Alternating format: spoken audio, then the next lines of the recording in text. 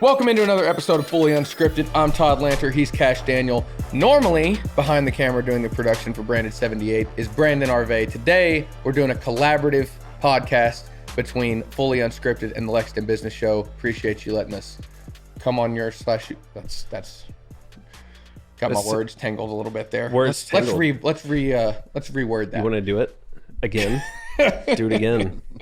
I can't wait to edit this again. So appreciate it's my you. favorite thing.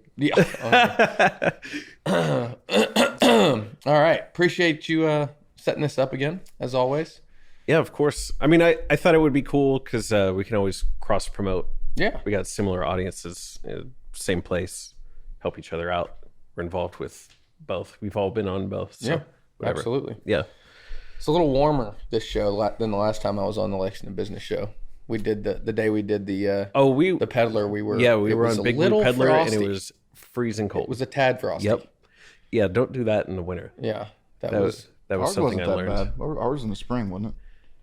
You know, I just saw the episode. When was that? No, I feel like it was before fall. Yeah, I think it was like. Which I guess is it late was summer. around football season, I think, because I think we were talking about football season, like leading into everything. I remember that. Yeah. And plus, I remember being in a short sleeve shirt, so Yeah. it really wasn't that cold. That doesn't mean a lot. Yeah, that's a I'm gonna collab. fucking kill you. You think you're fucking cute? I'll fucking kill you. The other day, we were watching a football game. Maria randomly was like, "Aren't they in Buffalo in this game in New York?" And I was like, "Yeah." First off, surprised she knew that Buffalo was in New York. Secondly, she was like, "But they're in." Oh, so you're calling She's like, whoa! You're calling your fiance dumb? Wow. "No." I hope she sees we're this. not Lance, we're gonna chop Maria, that that's one and exactly send what that he said. directly to Maria. But she's like, "Why are they in t-shirts?" And I was like, "That's a question for Cash because I love to hear his answer when it comes to that." Why do dudes not wear sleeves in cold weather games? Yeah. It's a Hardo move. It's a mindset thing. Like I remember, like I would always wear sleeves like in practice and times, and then when game time rolled around, I'd never wear sleeves. Now, granted, I would wear a like a cold gear long sleeve, but I'd cut the sleeves off so like my body would stay warm. But a lot of guys, they do that just like, I don't know. There's so many things like in football to where like you're trying to fuck with the other guy across from you. No, I get it. And then like you see some guys go out there, they'll warm up with no shirts on, even though it's like against every professional medical provider's care Their to advice. say Yeah. put some fucking clothes on when it's negative 5 degrees outside. I was like, nah. I mean, We're just gonna show you how hard. I have a feeling I would wear in that type of cold environment. I would be geared up on my legs because like guys will wear leggings. Yeah. Well, the NFL, most guys will wear leggings because the NFL has the sock rule. So you've never seen a guy in the NFL that shows any part of his skin because they get fined for that. So the way they'll kind of cheat it is that they'll wear leggings, whatever color socks they're supposed to be wearing that game.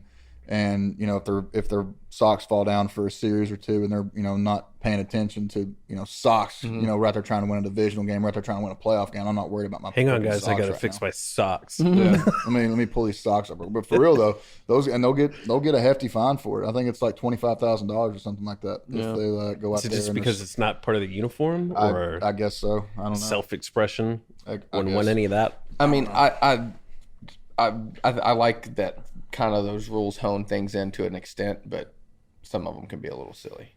Yeah. Like, I get why they have that in place. They don't want everybody being all crazy expressive about their, but whatever. I think they should still let guys wear customized cleats and not just that 1 week of the year. I understand. Wait. That I didn't know that rule existed. Yeah, so you can wear customized cleats like in pregame and all that stuff. That's what a lot of guys did. OBJ actually started all this. I think it was his Christmas cleats that he wore, and like on the ends of like his shoelaces were like little Christmas presents, like little Christmas boxes or whatever. So that was pretty cool. And actually, I think I don't know if we got in trouble or Nike sent a letter to UK when we played in the Citrus Bowl down against Penn State in Florida, and everybody had customized cleats from this one guy here in Lexington. True blue. I had mine, Benny had his, Josh, Lonnie, Mike Edwards, all the guys down the line. We all had customized cleats, and there wasn't a rule at that time for college athletes. So we were like, screw it. let's just go out there and wear these. But Nike was mad because you didn't wear. Well, what Nike they was sent, mad because or what? it wasn't their base product, you know, and that's another reason why like you can't spat. So spat, obviously, if nobody knows, so everybody gets their ankles taped, but some guys prefer if you get the tape on your cleat going to your ankle like that, so it's on the outside.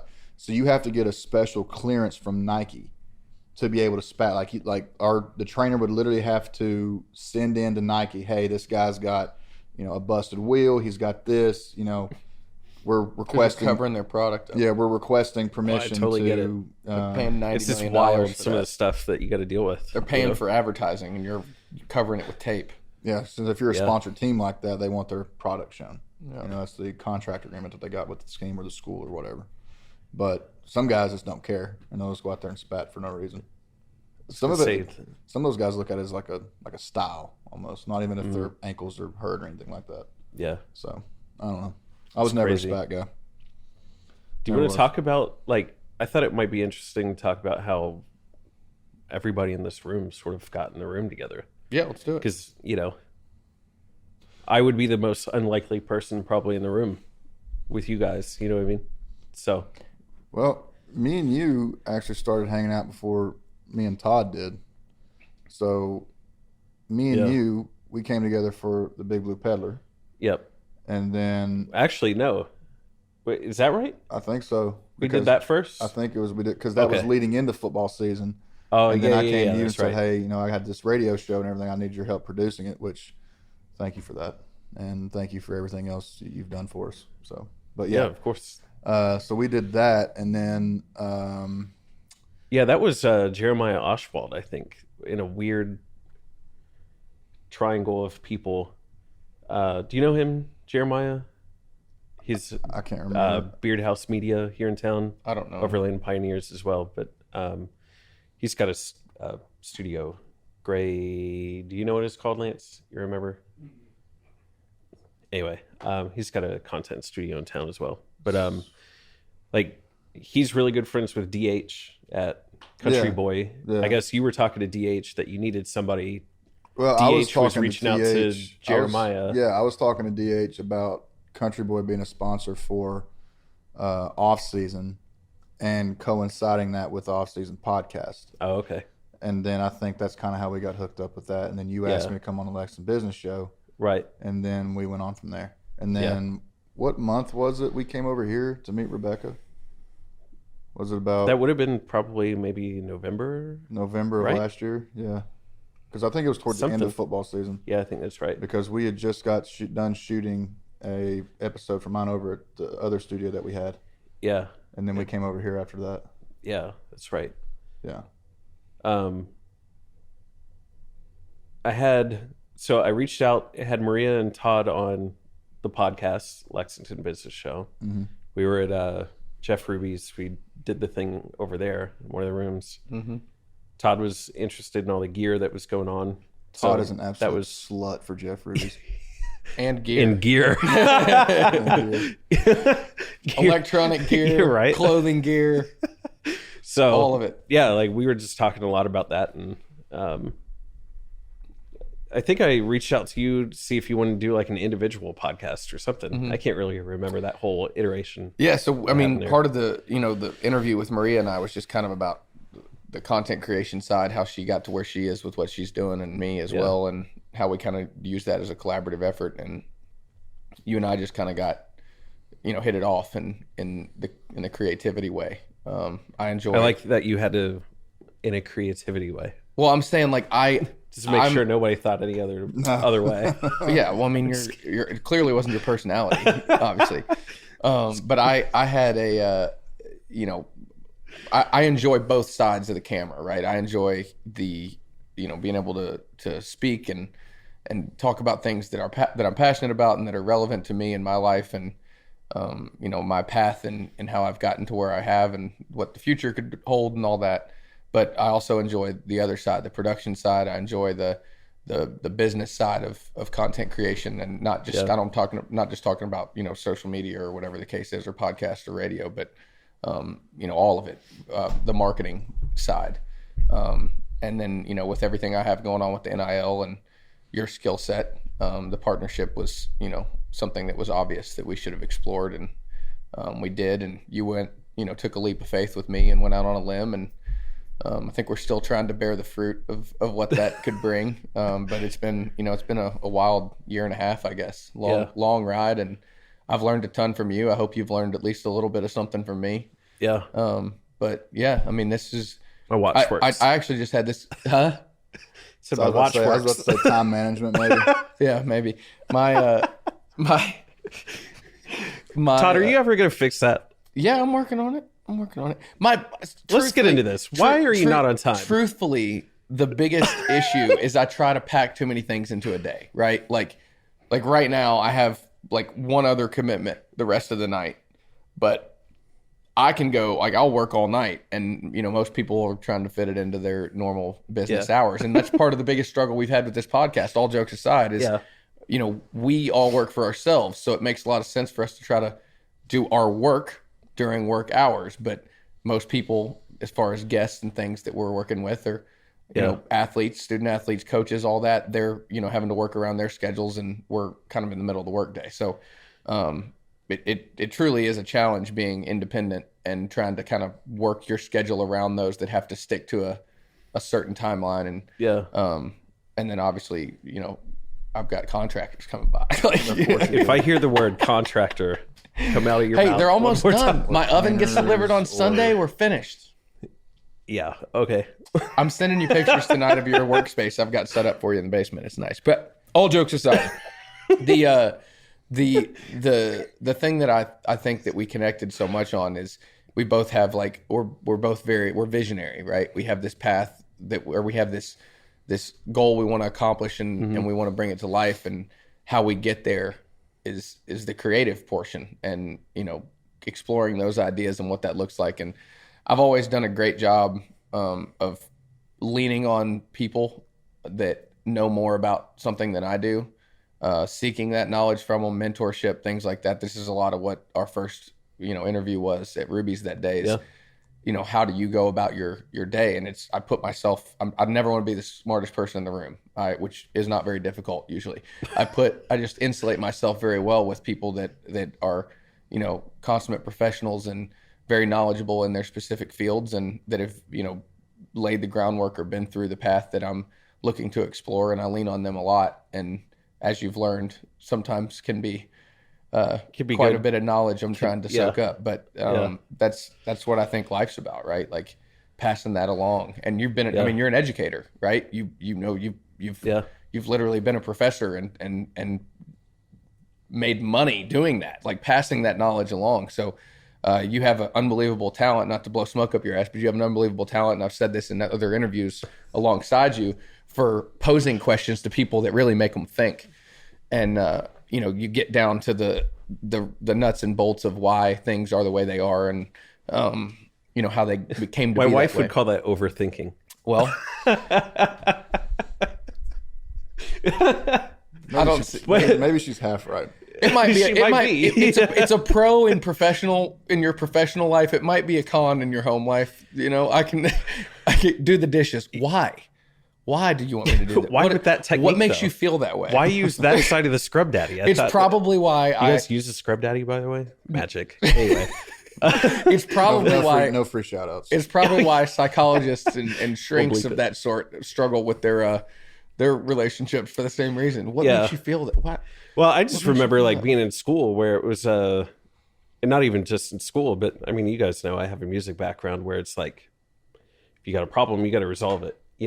Especially like when you're in a live situation, I would imagine there's probably some parallels to sports where it's like you're on. You can't stop the game. You can't stop the performance. You mess up, you do this, you're missing a piece of gear.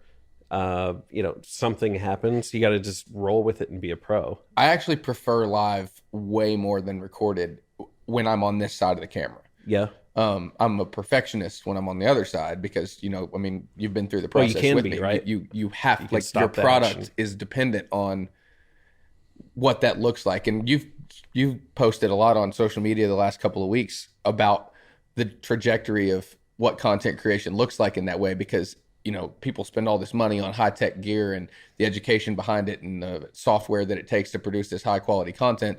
And now you got TikToks where people are just holding their phone in their face and doing stupid shit. And that's what's blowing up. Right. Yeah. So the trend is like, it's a wave. But on this side of the camera, I much prefer live because I don't overthink it. I just say what I feel. I try not to put my foot in my mouth. Sometimes you do. Right. Yeah. Cancel culture's a bitch these days. But I try to, it's raw emotion. Right. And it's immediate reaction to something. That's why I like doing the pre and post game show for the radio. I probably wouldn't be as good in like live game call, but the pre-game show, I don't even prepare for it. I just talk about what I know, what I see, what the eye test tells me, what others in my network have bounced off of me when it comes to, what it is they're seeing and stuff. So, and then obviously in post-game, it's an immediate knee-jerk reaction to what you just saw. And I think there's a truth to that, a rawness to that that's it's a lot more real than a script. And I think that's kind of why we all came up with this fully unscripted concept, right? Like it seems a little all over the place. We've spent the first 9 months of this kind of trying to wrap our hands around what it can look like and what it should feel like and what we should talk about and things. But that's why we called it what we called it. We want it to be unscripted. We want it to be raw and reaction to things. We could do a little bit more honing in on, how we go about doing that. But that's kind of the concept. Like, well, it's definitely a leap of faith in terms of like, if it's unstructured, a lot of times that means, well, we don't know what's going to happen, right? We could talk about sports, we could talk about music, we could talk about anything going on in culture, politics, our lives, whatever. And when you don't have something that's like regular, maybe not politics. So, but I'm staying in my own lane on that. You talk about anything, and because anything is possible, like the audience doesn't know what to necessarily expect. And when they don't know what to expect, that could be, difficult to try to build a community around a topic. So if it's not a topic that people are going to be able to show up for, they're showing up for the people on the couch. Well, I think there's a big difference that we're learning, and that is a necessary learning curve for us with this show, with Fully Unscripted specifically. Yeah. And that there's a difference between being unscripted and being unstructured, right? Like we need to be structured while maintaining the unscripted kind of approach to the show. Yeah. So that's something that when we all sat down and had coffee in our meeting at Badass a couple of weeks ago before the start of the new year, that's kind of one of the things we want to focus on, right? Like if this show is going to continue and we're going to turn it into what we want it to be and be able to express ourselves the way we want, then we need the structure. Yeah. Even though we want to maintain the unscripted side. So we're kind of putting in the plan to put that into effect. But to your point, that's kind of the learning curve that him and I have had to piggyback you for to figure out how that looks. Yeah. I mean, I try to keep it pretty unscripted as well for LBS stuff. Like, I like to know enough about a person where I'm not just like, I know nothing about you, but I feel like it makes me listen better. And, it's just a more real conversation whenever I don't really know a ton. Yeah. You know what I mean? Makes me ask more basic questions, which then goes down the rabbit hole. So, well, in the process of this, sorry, were you done? Yeah. Okay. In the process of this, learning more of what a show should be structured like as we're doing this, right? I've started catching myself paying a lot more attention and doing more research on other things. Like Cash structures a lot of his approach on like the I just completely drew a blank. Pat McAfee show, right? Like they're very loud, raw, passionate, and all those things. Real more than anything. And real, yeah. They're all those things are exactly what we're trying to convey. But then I'll watch something like one of the most successful, sports shows of all time is the NBA, like with Shaq and all those guys, right? So I started paying more attention to that. And the one thing they do that's so cool kind of combines what you're just saying with what we're after, right? Ernie Johnson is following not a script, but like he's got his hit list of what he wants to rattle off and talk about. He's seen like the highlight reel in order, right? He's seen like, all right, we're going to talk about, this, and this, just like this. I'm going to read this line. But the other guys on the panel, they haven't seen the highlight clips that they're going to go over. They watched the games. They were in the studio while the games are happening. So they were watching all the different stuff that's happening at once, but they haven't seen the highlight list, Yeah. So when they're watching it, Ernie's, breaking down what they're watching, and their reactions are genuine. Somebody has a crazy dunk, they're like, oh, didn't know he had that in him, right? Like, and it's very raw and real and in the moment. So there's a combination of what those two things can look like. And you have to have a particular skill set, though. That's what I'm saying. The talent that they have is the personalities and the skill set that those panels provide. You're getting both. You're getting the Ernie that's calculated and able to do things on the fly, and then you're getting the raw reaction from those that that he's put around him on that show, and that's why they've had such incredible success. Pat McAfee's a lot the same way. Yeah, I mean, how do you think about live versus like taped stuff? Because I mean, you do a lot taped when you're out in the field doing stuff with off season. You do a lot because he of misses a lot of shots, so he's got to, they got to shoot all the B-roll, and then they got to just. We're gonna cut to Cash throwing you through a car window right now. But no, so like the best way I can describe it is like when I was an athlete and I'd be used for commercials, I'd be used for, if somebody needed to do an ESPN interview, if somebody needed to do, a round of interviews with somebody, like they would always choose me because one, I knew how to talk. Two, they knew that I'm not going to be some robot up there just like giving like a cliche answer. Like sometimes they didn't like it if I got a little too colorful, but most of the time, and that's what I'll always have the utmost respect for Coach Stoops and Slacks and Tony Neely and all the guys over at UK's, because they were very prominent on me being my authentic self. And so everybody thought, oh, he's going to do, a great career in broadcasting, and all that stuff. But like when I literally like have to sit down and kind of like what you're saying, like you already know what you're going to, you don't know exactly like what you're going to say, but you're going off of what you know and what you see on a live reaction. Kind of like if you're talking about with stuff with Shaq, like I'd be the guy that's doing a live reaction to the stuff. Yeah. Like I'm not the guy that's going to be sitting there and like, looking over game film, looking at stats, looking at things like that. Because like I'm not gonna lie to you, even when we first started doing that with the first couple of episodes that we had when we were talking about the NFL and everything like that. And do not get me wrong, I love the NFL, I love football, I love watching it, but like having to go through, stat lines and box scores and different things like that. I don't know how these guys do that. Yeah. Like I don't know how Tom Hart literally does that and be on, like Marty and all those guys just be on all the time. Yeah. And when I got out of college, I did a pregame show with another radio station here, whose name will not be mentioned, but that was kind of like my role. Like they wanted an authentic reaction or inside reaction to what's going on within that game that week, or what happened the previous week, or what you've seen around college football. And we had another former player on that show as well. And the reaction of it was that, a lot of fans really enjoyed hearing from a former player's perspective on that kind of stuff. But when it comes to like being live on something, I feel like I'm more on, kind of like how you're saying, because that's when you're on. Like you have to be on there. Like, and like obviously with these episodes we've had, I've called you 1,000 times at cut this out. We got to redo this, just because like I get in my head more if I know that like I have time to go back and redo something I don't like. But when I'm live on something, like if we were live like right now, I'm probably in a totally different demeanor than I am, if we were like right now in a podcast setting. Just because like I know at the end of the day, like if I say something stupid or something that I think shouldn't be in there, then we could take it out. But if I'm in that live moment, I know that people are watching, people are listening. You have to be on, and so that's how I kind of feel. Isn't that weird how you could turn that filter on? I mean, it's like the same filter as like you go around your grandmother and not to talk about certain but things it's not a choice. Words. Like, well, at least for me, it's not a choice that I make. Like, I'm not like okay, I'm live. Like, I'm like, all right, well, this is not like, it's like a job interview, right? Like, you can't be like, hang on, I didn't really mean to say that. Let me say that again. Well, like, you don't make that conscious decision. That's the best way. That's probably the best way you can put it. And I can take that back to an athletic standpoint.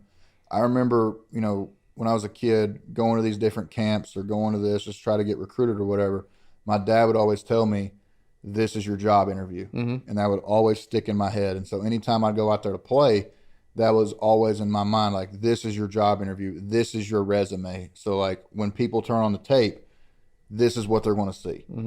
And so I kind of translate that over to what we do in media. And so, like, it's different when I'm in off season out there doing that stuff, because, like, that's when, like when I'm out there doing that stuff, like, there is literally no pressure whatsoever for me, because, like, I grew up in the outdoors. I grew up doing that. And that's kind of what the concept of what I want to do to offer it to other athletes when I take them out is that, like, you always have to be on when the camera's on you. You always have to be on when you step on the field or on the court. When you're out here, literally and figuratively, let your hair down. You know, just be you. And just whatever comes natural to you, just, like, literally pretend that the camera isn't even here. So, like, my biggest thing is, like, for the concept of off season is that I want to be able to capture stuff that would normally not be captured if you didn't have a camera out there. Yeah. So, like, if you're out there with your buddies and, you know, you smack a turkey from 70 yards, you go absolutely ape shit. Like, you scream, holler, high five, and all that stuff to where, like, and I'm not saying that any other outdoor show, like on TV or anything like that, is per se bad, but it's not as, they know they have to be on. Yeah, it's not wrong. Yeah, they know they have to be on at the time because they know they got sponsors, they got contractual obligations, you know, with what they can say, what they can't say, what they can do, what they can't do. And, you know, and, like, I draw a lot of inspiration from different people, you know, throughout the industry. There's some people that, you know, kind of tippy-toe the line of, you know, being too much, and then there's sometimes they're like, you're not enough, you know? And so, like, when I talk about, like, guys like, you know, Pat McAfee, and, like, I know I've mentioned him 1,000 different times, and it's not like I'm fanboying. It's just, like, I literally appreciate the authenticity that those guys have. And I think that's why that they're so successful, is because they're not like a Sports Center all buttoned up. Like, even when they do the national championship on ESPN2, they're going to let Pat McAfee's going to let a son of a bitch fly. He literally said son of a bitch on College Game Day, the biggest show on ESPN throughout the fall. Everybody in America's watching that from 9 a.m. to noon. The dude's doing belly flops into the river in Knoxville. You know, he's got a cutoff on up there. He's making dudes laugh, and he's making everybody feel comfortable because. And he's the most realistic person that looks just like the fan base, right? Yeah, that's the thing, right? It's not an act, right? No, like, it's not. And I'm not calling out anybody when I use this as an example, but, like, Barstool is kind of they're targeting that audience specifically, right? Pat McAfee doesn't give a shit. He's like, I'm not targeting this audience or this audience. I'm being who I am. I'm talking about football with my boys, and the cameras are rolling. Like, I think we do a great job, and I've never even expressed this to either of you, but we rarely address the camera, right? Yeah. Like, we have 3-4 cameras set up, right? We're talking to each other. Yeah. We're having a conversation with each other. Now, when we bring in the show, you know, we address the camera and things, but or like a guest or whatever, you have to. But we're the goal of this show, the reason we did it this way, and Lexington Business Show, if I'm not mistaken, is we're having a candid conversation on a couch in the man cave, watching a ball game together. We're talking like we normally do, right? Like, for the most part, I react to things on here the way I do. I give Cash shit just like I do when the cameras are off. He does the same to me. I mean, these tech problems, they happen. They happen more times than we can. Be glad I was here. I know. Well, and that's the thing. It's like, you know, we've talked about some of this. Hang on, are we rolling? Yeah. Okay. But we've talked about it, like the chicken or the egg kind of thing. Like, do you go after sponsors so that then the production can come up, or do you do you fight tooth and nail to make the production come up so that you can then go get sponsors? Well, I mean, and it's hard, you know. It's like, you know, we're here doing this basically out of the goodness of our heart at the moment, right? Well, you are, because we're obviously but you know sacrificing our time and energy and effort, and trust me, it's a lot. But we're all effort. putting in the sweat equity. You guys got to be on. But I'm saying without you, this isn't possible, right? Like, we have the production value because of what you two have done, and, you know, essentially loaned your equipment. I mean, much of this equipment, obviously some of it we've contributed to, but, you know, these cameras aren't cheap. Your time editing is not cheap, and you've sacrificed that or put in the sweat equity of that with us. Yeah. So that we can, you know, have the approach the right sponsors when the time comes. And we've turned down sponsorships because we want to maintain who we are, right? Yeah. So there's a certain value in that too. And, in today's day and age, we're in a place where we have the ability to do that. But everybody's got a mouthpiece now. Everybody on social media. So we do, like, what we're doing is standing apart, but we're also putting in, like you said, this sweat equity for the last 9 months of kind of getting our baseline. What does it look like? And then where do we take it? Well, speaking of Pat McAfee versus, like Buttoned Up, whatever, Sports Center or something else, like, you got to make a choice anymore, right? Like, are we going to lean in 100% on ourselves, be us, understand the ramifications of that? Could be certain sponsors don't want to be part of it, or do you change you? Are you comfortable changing yourself so that you can, I think we've like, already it's a choice established that. Right. I'm just saying, like, in general, No, when I know, you're in I know, this position, you have to make a choice. Yeah. Like, do you want to be you or do something else? And here's the thing. Let's just go ahead and squash the elephant in the room. Like, I know it's mostly me. No, I'm saying that in general. I know, but but here's the thing. Like, going back to what you were saying, like, do we chase sponsors and changing ourselves? Like, this, for me, like, with this thing, dude, like, I think stuff that's happened in my life or different things like that, to where I know at the end of the day, like, there's no shot that SEC Network or somebody like SEC Network is going to come after me. There's no shot that somebody like ESPN is going to come after me. There's no shot of any of that, just because of, some of the stupid stuff that I've said before and the ramifications like you're talking about. So where, like, I feel like I've backed myself into a corner to where, like, now the only way that I can do this is if I truly just be myself and try to get people that will fit that mold and be able to not only withstand it, but appreciate it. Hang on. I'm going to take this on a little tangent, short one. Okay. Everything's like that. The job that you take, the relationship that you establish with a significant other, all those things. Like, if you mold or fake who you are, like, eventually you can't do that anymore. You're going to be unhappy. You're going to be, burying a part of yourself that makes you who you are, and it's going to eventually rear its ugly head. Like, you can't live life that way, right? Now, obviously, there's bad habits that people got to kick. There's, growth that needs to happen as you get older and all those kinds of things, right? Like, that's a natural progression. But nobody wants you or either of us to sacrifice who we are for like, being you and being who we are is what makes this worth it and fun. Yeah. Right. And that's important.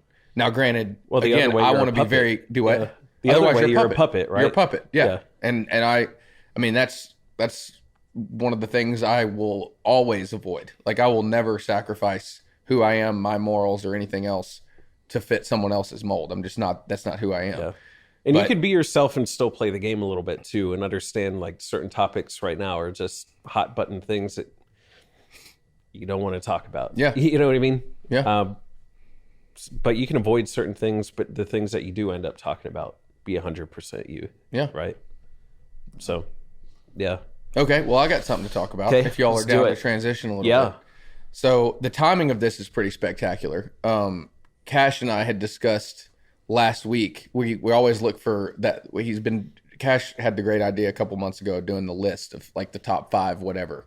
It started with the traditions for Thanksgiving. Yep. So last week's episode that we had to nix for technical difficulties because I was out of town, which is my fault, and I apologize. But the list was your 5 top athletes of all time, right?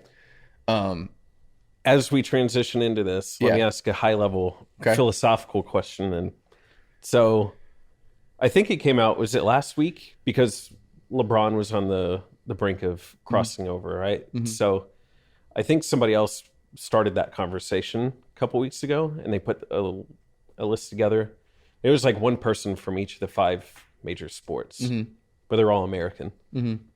So, and then you have a lot of people that are like, why are there no European players or F1 or soccer players or anything? Like, why do we do that as Americans, where we put our sports and only our people at the top? I don't think it was a... We're the fucking best, that's why. I was actually going to touch on this when I give my list, but I don't think it's intentional. I think it's just, like, that's what they know, right? Like, if I ask you to name your top 5 musicians or artists, musical it's artists. going to be people that you're gonna name 5 people that you like for your reasons, right? Yeah. Same answer here.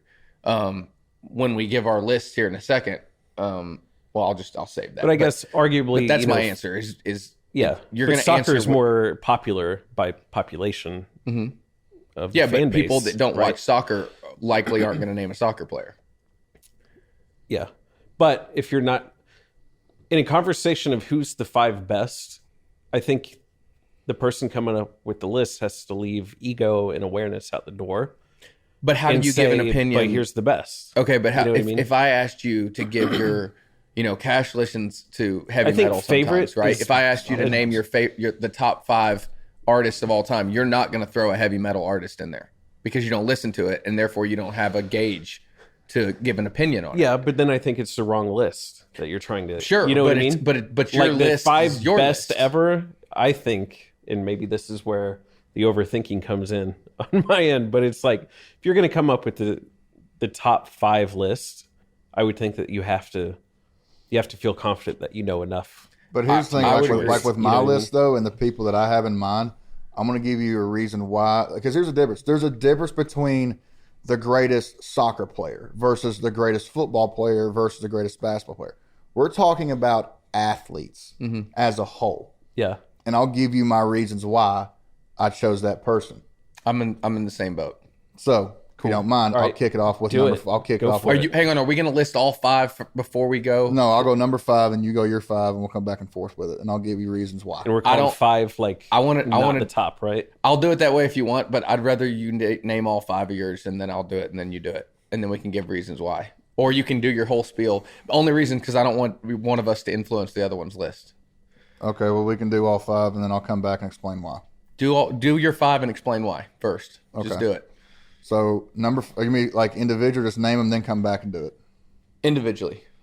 I'm Then, just curious. Then come back and do it? Okay. No. Name them and tell me why. Okay, number 5, Herschel Walker. Okay. One of the greatest running backs in college football history. He was on the United States Olympic bobsledding team, so that's 2 sports. So we're talking about athletes here, not the greatest football player, not the greatest Olympian. And also at 40 or 42 years old, got into mixed martial arts and won. He's probably I think he won like 3 or 4 fights. So that's 3 separate training methods. That's 3 separate sports as a whole. And for somebody to be able to go to 3 different sports like that and excel at each one, even in getting into mixed martial arts at 40 years old and still whipping people's asses, that's an athlete. Okay. Number 4, LeBron James.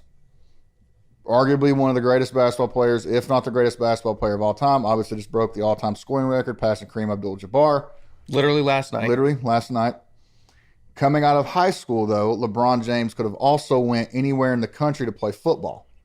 He had offers from Ohio State. He had offers from Alabama, Michigan, all 9 yards.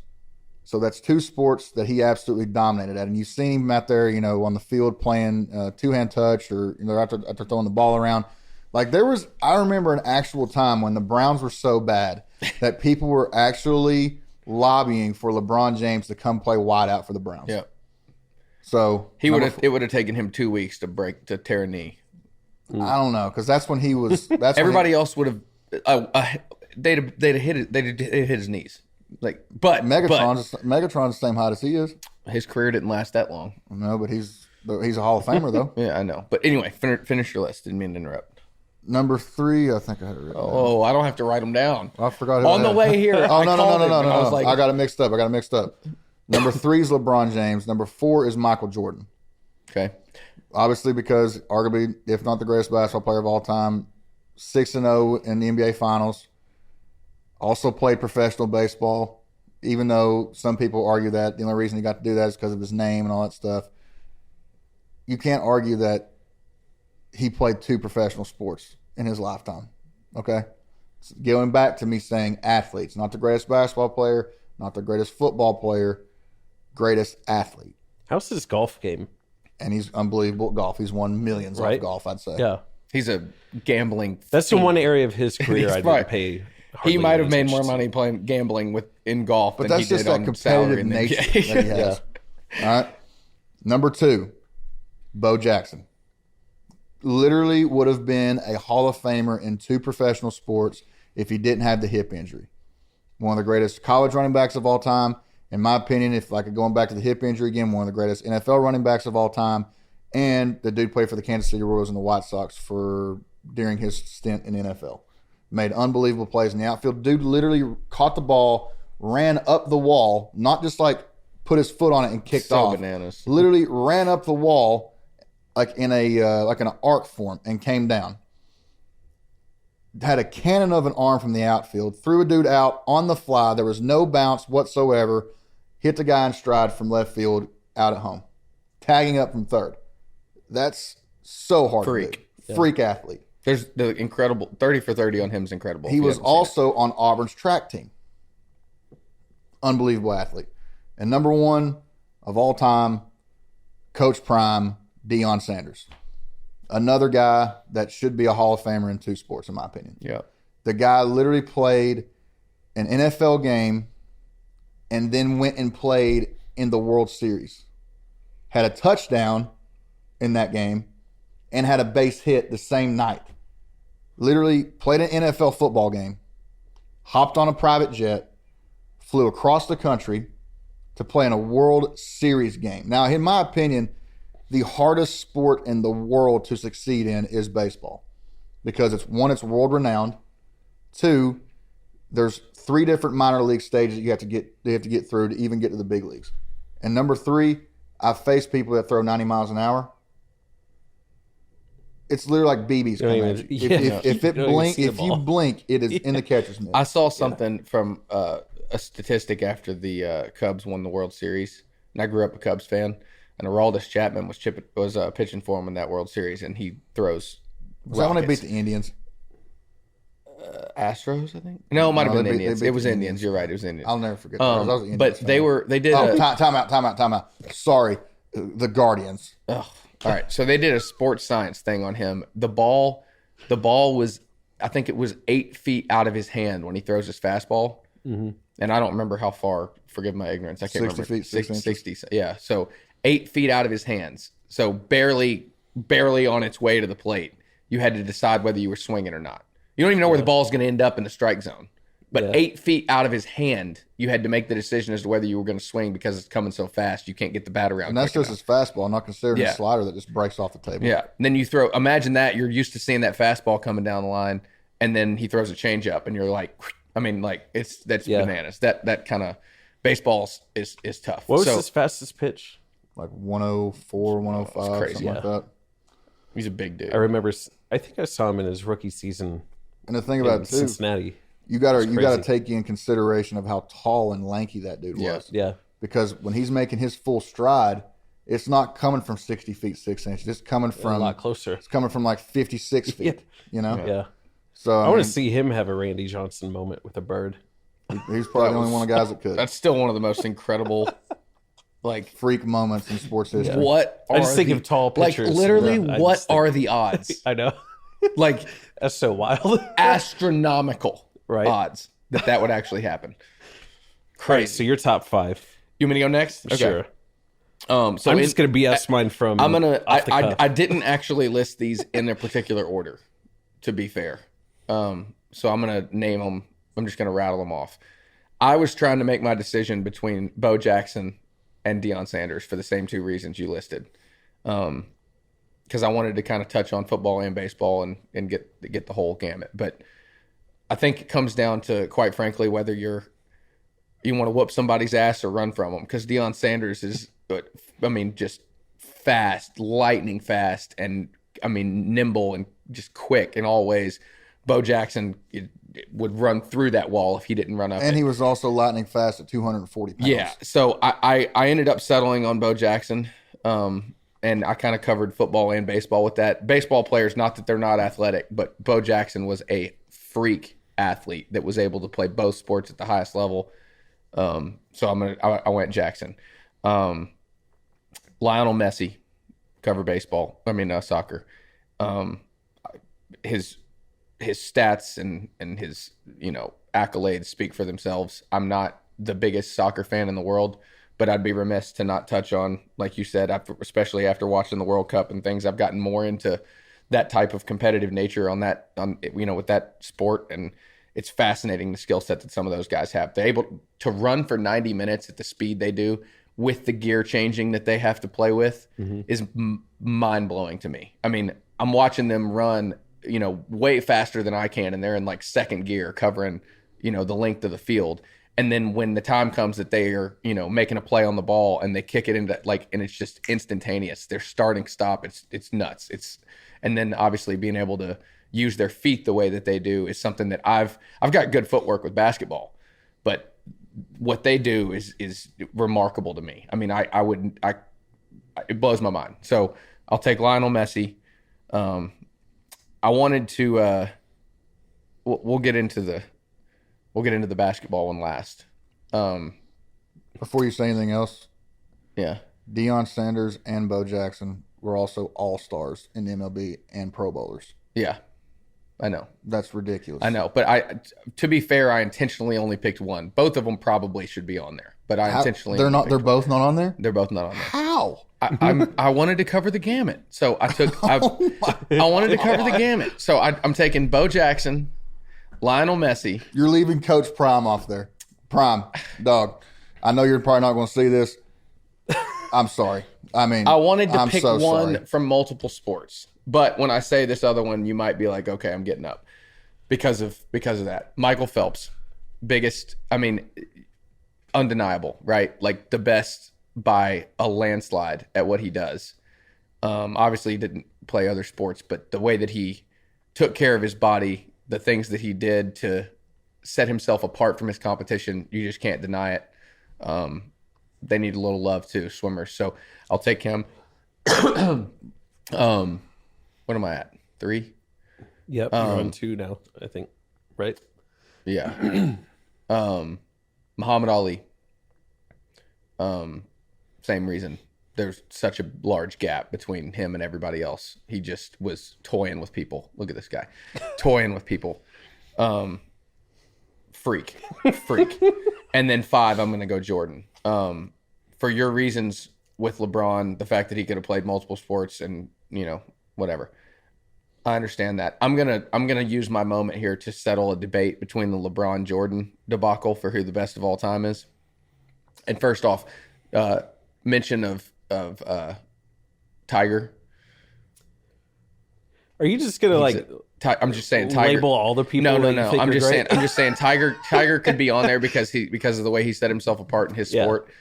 But we're talking greatest athletes, and obviously there's a lot more athleticism in the rest of this list. So he's remarkable at his skill set. But between Jordan and LeBron, I want to touch on how you mentioned, there's the GOAT debate, right? Here's my reasoning that debate should not exist. Okay.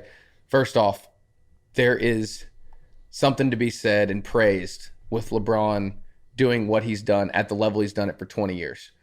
The way he takes care of his body, the way that he approaches the game, his mindset, his leadership, his sustainability. He's going to play for 3 or 4 more years. It's unbelievable that he's been able to do what he's done. But listen, what? Strong ability to complain. Still, but whine, be a baby. Listen to if you're having an argument, he's a world-class whiner. He is. Anyway, but if you're having an argument with somebody about who the GOAT is when it comes to basketball, okay? Here's a for me, very clear explanation, and you can make your own decision. There have been 3 players in the history of the NBA that have won a scoring title and been named first team all defense, playing on both sides of the ball, right? Jerry West did it once, who's the NBA logo. The late, great Kobe Bryant did it twice. Michael Jordan did it 9 times. 9. LeBron never did that. Won a scoring title once. Obviously, he's the leader all time, but played for 20 seasons. 9 times Jordan did it. If that's not enough, here's the second thing. There's been one player in the history of the game that's done all 5 of these things in one season. Won the scoring title, been named first team all defense, won the regular season MVP, and won the Finals MVP and won a national or a world title. Michael Jordan, and he did it 4 times. Yeah, I think Michael Jordan's the greatest. Insane. It's insane, and I don't think that debate should exist. I really don't, because there's other people that could be have their name thrown in there. I don't think that debate's worth it. The game was different then. And he's all that 6-0 stuff in the is finals. crazy. It's. But you're going to have your opinion, and there's different categories and metrics that you can weigh it by. If you're going to force me to pick, that's my reasoning, and the debate doesn't need to go any further to me. Like, that's it. Like, that's there's nothing else you can say. But I don't believe that the debate should exist. They're both great in their own ways, and they were in entirely different eras of basketball. I just love that the progression has gone to what it has, and he deserves to be praised for what LeBron deserves to be praised for what he's done. So that's my list of 5. Okay, now can we talk? You want to about, address Dion? No, I want to address your entire Your whole 5. list is wrong. Okay, go. No. Because I literally just said before we got on here, there's a difference between being the greatest at your sport and being an athlete. I agree. All 5 of mine that I named were literally an Olympic gold medalist, all-stars in both the NBA and the NFL. Okay. Or they could have went anywhere in college to play college football and gone to the NFL as well. I just said I'm not arguing with you. I'm not arguing with you. You literally named, the only 2 that you named was Michael Jordan and Bo Jackson. That I can get with. Yes. But who else do you name? You named Michael Phelps. No disrespect to Michael Phelps. Big fan of the vitamins. I'm a big fan of him. Big fan of the vitamins. Yeah, I'm a big fan of him. Okay. And I'm not sitting there taking anything away that he did. He holds the all-time record for gold medals in swimming. That is unbelievable. In his own right, he is far more a better athlete at swimming than I ever will be or was at football or anything like that. Any sport that I ever played. But the question wasn't greatest athlete at any particular sport or multiple sports. He is. But when you say athlete, I know, but the athlete, the Olympic Games is a measure of. I understand what you're saying. It literally is a measure of athleticism. I understand that's what you're saying, but when I think of athlete, I don't think Michael Phelps right now could go play in the MLB. Michael Phelps not the question. Could not go play in the NFL. But that's not the question. That's how I define an athlete. I understand your point. I do, but that's not the question. The point. The that question would be is like saying the Tim question Tebow is who is the than. No. The question is not. Why? Listen. He's The a question is multiple not sport guy. what is the Tebow question. never made a Pro Bowl. Hang on. I know, but you're putting so much power and emphasis in the multiple sport part. But look at what the people that I've named did. Deion Sanders, literally a Pro Bowler, Super Bowl winner, All-Star. Literally played in an NFL game and then went and got a hit and played in the I guess World we Series. have to define what does greatest actually mean. When we say that's a that, whole what different are the philosophical metrics? question. Because what I'm saying It's the is, only if thing you're that asking matters me, at that point. if you're asking me, because to then it's pick, definitive, right? If you're It's asking something me to you can pick the measure. human being that would be the greatest, I mean, what sport, what spectrum of sport? Because I'm like Bo Jackson would be my answer. He's the best built person, whatever. But okay, but what if you're throwing him on a gymnast beam? Like that's silly. You can't make that compare. I'm just saying you can't. There's also the psychological part. I don't know. I feel like there's maybe like the whole role that they're supposed to play as well, and not just like the performative physical part, but there's the intellectual part, right? That has to play into it. There's also, I don't know, does team leadership even matter? Like, If you bring, I mean, if you, again, You know what you're I mean? right. It depends Like- on what the definition is. My list is comprised of who set themselves apart in their sport. not in their sport, but in comparison to their competition. well, by what you just said, Prime nor Bo Jackson did that because What are you they're talking just. about? You said in like the Sanders way I hear that is like as an individual sport, right?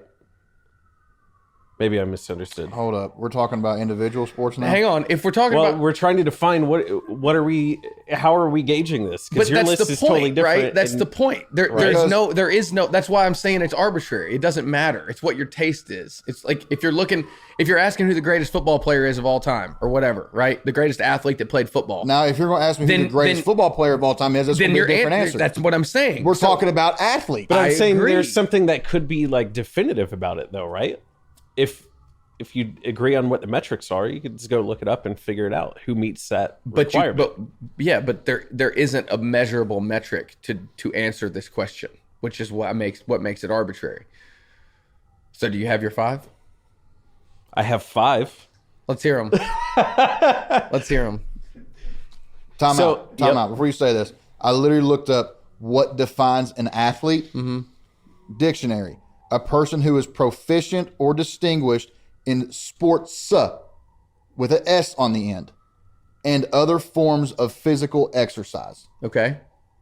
So literally, I don't know how you cannot sit there and say that Bo Jackson and Deion Sanders can't be on that list together. Okay. I mean, again, this is like, we're getting so into the depths of this. It's like Michael Phelps can hold his breath for like 7 minutes. Cash is mad you don't have the same list. Do you think No, I'm not mad you don't have the same list. I'm just trying to wrap my mind around. I'm saying, Michael, hang on. Like, what you were trying to say of like, what defines that? Yeah, like, I don't know. You could put Richard Petty on that list because of I love. I know there's a number of parts you got to argue. Is NASCAR, Simone Biles, is Tiger racing Woods, an athletic thing? The chess Usain match of Bolt. it all. Like, I mean, there's again, what define physical?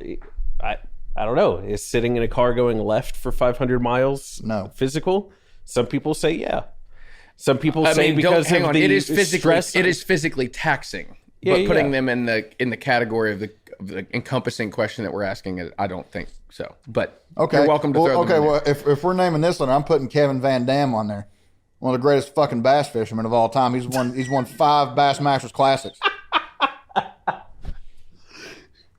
Okay, who you taking off for him? Who are you taking off? I'm just saying. Who's coming off the list of your greatest athletes? If that's how we're defining them, then hell, Kevin Van Dam might as well be. I think you got to define all of it. All right, I think Kevin Van Dam should be on there. Who are your 5 are you taking off for Kevin Van Dam so I can get this clip and put it on social media? Top 5 athletes of all time. Go. Who's coming off the list? Nobody, because the guys that I named are literally the greatest athletes of all time. Are you implying though that you think bass fishing is athletic? Yeah, I am. Okay. I am actually. Okay. Because we're also very skewed. Athlete, you said definition or other physical activity. I think bass fishing is physical activity. So is spitting in that cup you're doing right now. No, it's not. I feel like you have a number of other things you got to define. What does distinguish mean? Does that mean you have to be award winning? Does that mean that you can just be a name that people know? I answered this question, and there's a million names on here of people that have played multiple sports. Like they just aren't from pop culture in the last 30 years. I answered the Everybody question we named is based in pop culture. on honorable mention Jackie Robinson. Okay, I answered this question based on them setting themselves apart from their competition. Everybody listening to this is tuned out 20 minutes ago because we're going down the rabbit hole. I mean, everybody can go down this rabbit hole. The only thing the only sword I'm going to die on is the Jordan over LeBron debate, and I'll take that. Now it's something we can agree on. Yeah, I think Michael Jordan is better than LeBron James. Give me your 5. All right, I'm done interrupting. Go ahead. All right, you could have somebody like Shaun White. Okay. Distinguished in his sport. Yeah. Right? I'm talking Mountain Dews, baby. You got probably Serena Williams, distinguished in her sport. Now we can have debates of does tennis matter or does it matter? Is it as great or whatever as other sport? I don't know. It's a tough sport. But they're all taxing, right? That's why I stick to table tennis instead of actual tennis. Is it table tennis or do you just use the table tennis table? No, I was just, since we're talking about tennis, ping pong is called tennis table. Did you follow the joke that I was making? No, it went over my head. Okay, go ahead.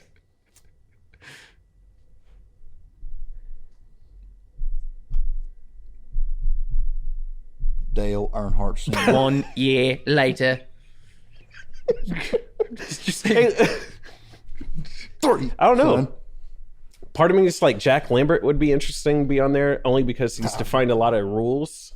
Great pick. Right? Great pick. There's a lot of rules that were made about him and Mel Blount and the rest of the 70s Steelers. Like, they just murdered some people. That's on the back when field. CT wasn't even a thing. Well, some of them killed themselves in steel mill, next to a steel mill. So that got dark. Real quick, real dark. No, I'm real just quick. saying, like, I mean, that's when, like, tell me your point. Like, that's when, like, back in the day, like, dudes were literally clotheslining guys. Oh yeah, yeah. And they yeah. were like, hey, My go hit favorite- this guy as hard as you can. My favorite clip of Lambert is in slow motion. I forget who he tackles, but basically there's a dude with a ball. You see Lambert look over. In front of the camera is the back of a side referee. And you see the two of them make eye contact. The referee gives him a nod and he looks to the side. Jack just straight up murders this dude into the ground. I got to And find then that video. the referee turns his head back and Jack gives him a thumbs up. He goes back into the huddle. This is great. It's like I got to see that video. this dynamic of like, well, I didn't see it. I'm not going to make a call on that. Ryan Clark might have been a It's rule hilarious. definer too. He used to. Ryan Clark was a thumper. I mean, if we're going to go down like safeties and NFL defensive players, I'll sit here all night and talk. Palomalu flying over. Reed, Curious that none of them were on your list. Palomalu, Yeah. John Lynch, Bob Sanders, Brian Dawkins, Ray Lewis. The list can go Ray on. Lewis killed a guy. I want to see you tell Ray Allegedly. Lewis that he's not Allegedly. one of the best athletes ever. Ray? Yeah, I want to see you tell him to his face. I'm sure that he would understand. Like, if I came to him and said, "This is what I'm basing," He seems athletes super on." understanding. But no, but like, if we're going to talk about Ray Lewis, like that guy right there, and I even told his son Rashawn when I saw him out one night. Yeah. I literally looked at him. I said, "You have no idea how big of an impact that your dad has made on me in my life and in my career." Like, I would literally, like, that's where I got my leadership style from playing football. That's where I got almost literally everything that I did was watching guys like Ray Lewis, Brian Dawkins, Ed Reed, you know, like I said before, John Lynch, all those guys, just hardcore sons of bitches, and loved every single physical part of it. And his leadership, the way he's passionate about, not only when he plays, when he talks, like, you can feel that shit. So, I mean, honorable mention, Ray Lewis. I'm curious why Tom Brady, who is now retired twice, wasn't on a list. By the way, no did you guys- honorable mentions either. Did you guys see where somebody bottled the sand? Yeah, Yeah, Shot- so and it's 40 selling grand was like last time I saw the number. 90 I don't know what it is last now. I saw. for Okay. 90. Wow. So stupid. So wild. stupid. I knew somebody would pull some shit like that, though. So stupid. Yeah. I can't get over how dumb that is. And the thing Well- about it is, somebody's going to buy it. Somebody will buy it. I can't get over how dumb that is. Somebody Yeah. was sitting on their couch, probably not even in Tampa. They were probably like an hour, 2 hours outside of Tampa, and they were like, I know where that's at. I should go bottle some sand and sell it on eBay. And their girlfriend was like, that's the dumbest thing I've ever heard. Oh, you And think then they they watch made me 90 grand- grand. And- grand off and it. now- Why not? And now he's probably going to be able to sign his own lease at his own apartment. Finally, made it out of the slums. So do you think this retirement's like going to stick? Yeah, And do you he's done. think that it was still to avoid paying Giselle? I think that I think was he did have to get Giselle back. retired. Yeah. I don't really believe. I don't. I saw a time out. I saw a tweet. Somebody quote tweeted like the actual video that he posted and said, he said, I know a quote unquote, I'm trying to get my girl back video when I see one. I was like, that's great. First off, yes, I think he's completely done. And secondly, I don't really believe that he's sitting there with hundreds of millions of dollars in the bank and he's like, I don't want her to get half this contract from this TV thing. But if they were already on the rocks and he's like got his passions and she's not in support of it anymore, then I can see him being like, well, what's another year? I'll give it a shot. at the end of the day, it's all part of the script, you know. Yeah, it's all It's it's all part of scripted. the script. Yeah. That's what he's supposed to do. Yeah. So And what do you think about this Sean Payton thing? Sean I Payton- thought he was done, and then now he's out. Well, no. So like, Denver, I didn't. so- So I didn't understand this. I was talking to one of my buddies because I thought he was done, like he retired. He got traded, like a player would. I don't think I knew that. Yeah, Okay. he got traded to the Broncos because technically he's still under contract with the Saints. So he got traded to Denver for. But he was in the booth. He was still technically under contract. He didn't retire. I don't know the whole ramifications of it or specifications of it, but like he was still under contract with the Saints. That's weird. So he got traded to Denver, and then the Has Saints. this happened before? I don't know. How I've not about heard him of that. walking in? Okay. First thing he's doing is saying, "Team 3 is out the door. We're done with Good, that." good. You know what that is? No. So the quarterback, I was about to ask. the quarterback number 3, Russell Wilson. Russell Wilson, has it. He calls them Team 3 or whatever. It's like his posse. Yeah. Like his, I don't know, I'm making this trainer, up, but trainer, meal his prep person, like all that. his massage therapist. Yeah, and like all this Sean shit. Payton was like, yeah, they're not going to be allowed in the facility anymore. Just our players and our staff. Okay. Which is like get rid of Yeah. your, like you played like dog shit, and it's Yeah. because you're listening to your team instead of Right.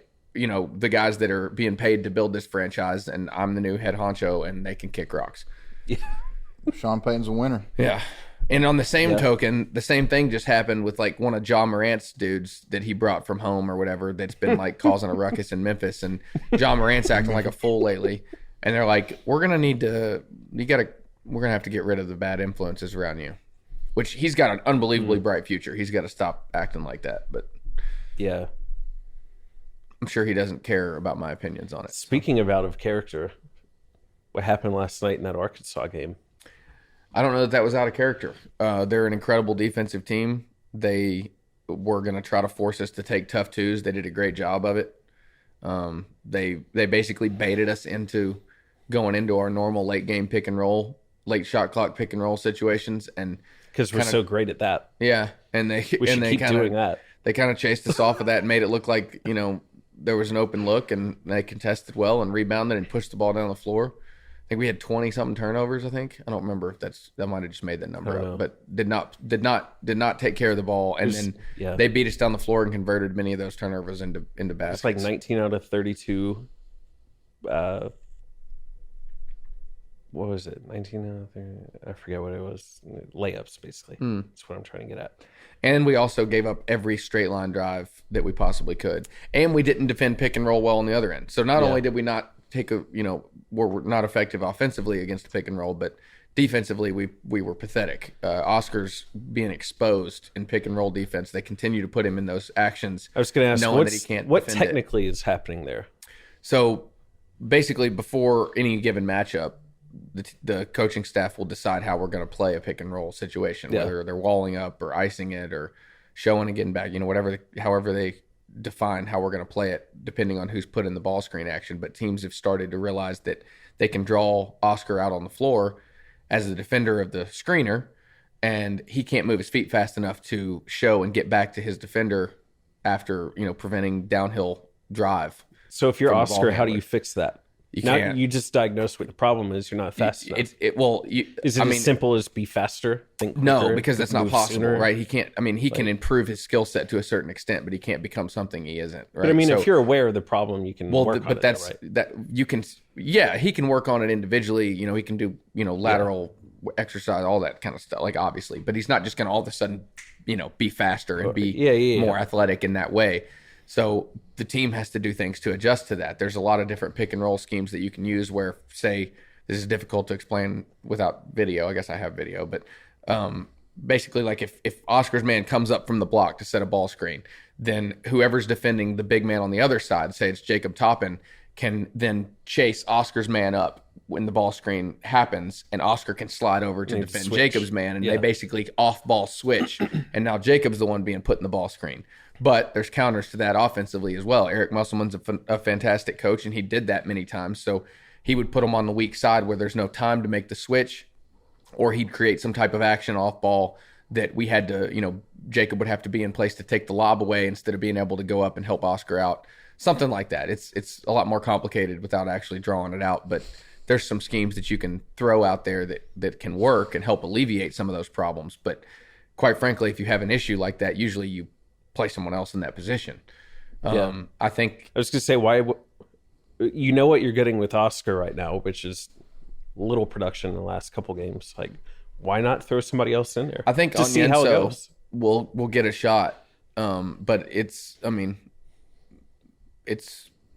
risky to bench I know the you know National his Player of the Year. deficits, obviously, as a coach. Yeah. You know what he can't do and how else he can hurt. I mean, the it's team. not. He's kind of got his feet to the fire, figuratively. Like the fan base is clouding, all this ruckus and everything. And I mean, he doesn't feel it. He doesn't give a shit. But Cal, it's still, if you're talking about benching the National Player of the Year, you better damn well be right. Like it better work. But you're at a point where we might as well try some different schemes. It doesn't mean But you he's have to not replace playing him like in the the starting National lineup. Player of the Year either, Just right? throw out some different things. And last night we tried zone a couple times and got cooked. I saw you tweet that. Is that a zone? Yeah. Bananas. Couldn't believe we did it. Went right back to man. But they were killing us on straight line drives. And Cal was just like, okay, well, we're not going to get beat like that. So we're going to try something different. But Eric Musselman did a good job. Got behind the defense, threw a lot of lobs. Again, beating us down the floor, rebounding the ball and beating us down the floor. Killed us. Absolutely killed us. So if you get to be in Cal's seat, drive the whole ship, what do you do to fix this? I mean, I'm not a Hall of Famer. I'm not going to sit here and tell you that I have an answer. It's a little late. Well, it doesn't seem like the Hall of Famer has an answer. Well, it's a little like late. halfway through it's a little, February already. Yeah, so. It's a little late in the game now to just kind of change out plug and play situations. Like, there's no more like, oh, well, we'll give it a shot. Like, we pretty much have to decide how we're going to play and stick to it for the most part now.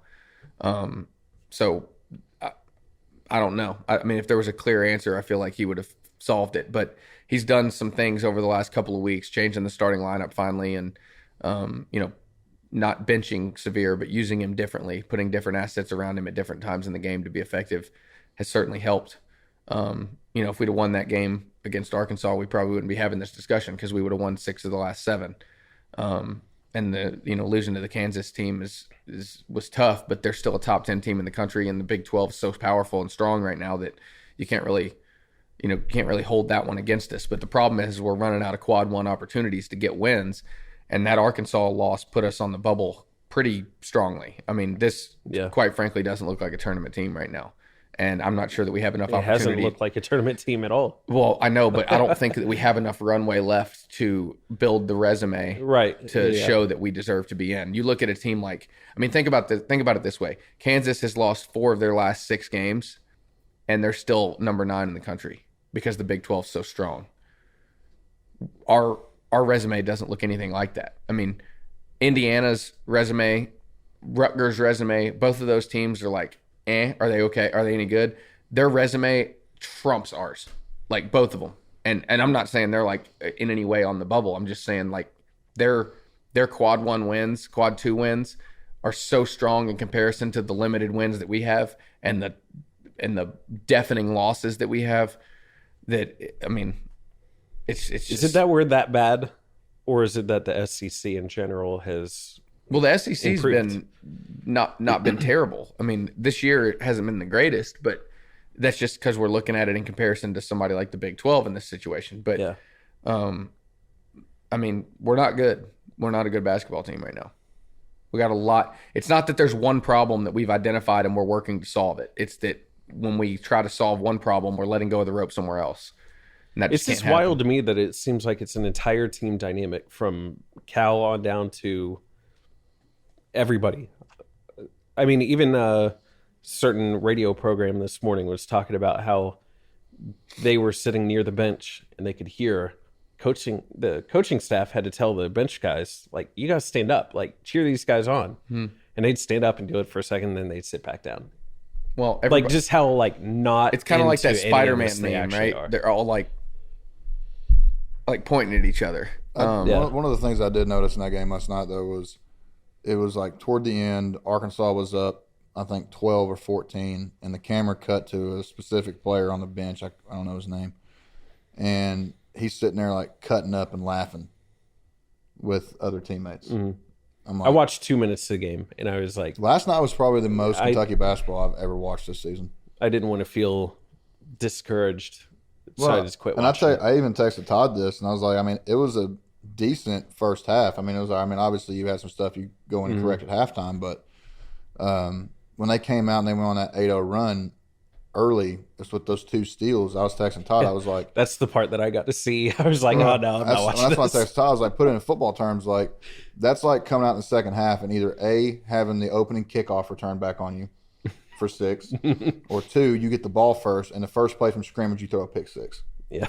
So it just kind of sucks the wind out of the sail at that point. So that's my 2 takes on Kentucky basketball last night. I mean, they're accurate though. It's a gut punch. And what was going on with this referee situation? Gives Cal a tee and kicking fans out. I don't know what Cal probably should have gotten tossed. He was looking for it. I was telling a person last night, I was like, I feel like Cal should get tossed. Maybe that'll make the guys want to play harder. Yeah, sometimes he's done that. Seems like he always does that. At least There has once been a year, there was right? at least 2, maybe 3 times in my career that it was intentional. Just make a statement, get the guys reared up and stuff. Last night, I think it was out of frustration, but he probably should have gotten tossed. Speaking of tossed, what's going on with Doug? He flicked off. He threw the bird, and the camera caught it, and I agree, but the committee just was like, that's not a good representation of the university. But I think the public outrage for it is going to allow him to be able to return to the. Well, you saw that he's suspended for this year, but he's coming back in the fall. Yeah, that's what I'm saying. I think stupid. they're going to be cool with it. But I mean, obviously, it should be a hey, we can't do that. I mean, best thing that ever happened to him though, there's going to be. Oh, they literally have cutouts of the guy. Yeah, there's going to be T-shirts and They literally everything. have cutouts of the when he guy. comes back at I was Big Blue going to say Madness, he's going to have like a whole. he might get Welcome announced. back. He might get announced at Big Blue Madness. That would be great. It's going to be like a Stone Cold Steve Austin kind of situation. Yeah. Just that kind of vibe. You know what I mean? Hell yeah. 2 fingers to the sky. Honorable mention: Stone Cold Steve Austin and The Rock. The Rock Okay, the Oh, Rock. yeah, there you go. The Rock might have played at belonged. Miami, The Rock might have belonged in there. WWE Undisputed Champion. Now he's in Hollywood. Honorable mention: The he's Rock. Making bank. He is on the Mount Rushmore of Hollywood right Shout now. out that boy Dwayne. Yeah. He's been like the Wild. highest paid actor for quite a while. Yeah. So how do we want to wrap this up? What do we? I think you just did it. I don't know. I guess we're done. We've been like sowing the content. I'm not I think even we should thinking just about like how we all just look at each other end for a this. second and then just be get weird up about and, it? and just walk out. Just walk out. Can I unhook this and drop it? Yeah, you got $400. I should have done that after my Jordan moment. I don't think it was good enough for a mic That's drop. rude and offensive. You still have Smokos Osmo? That's some talent. Maybe you're the greatest athlete right there. No, All right, I think that'll do it. absolutely not.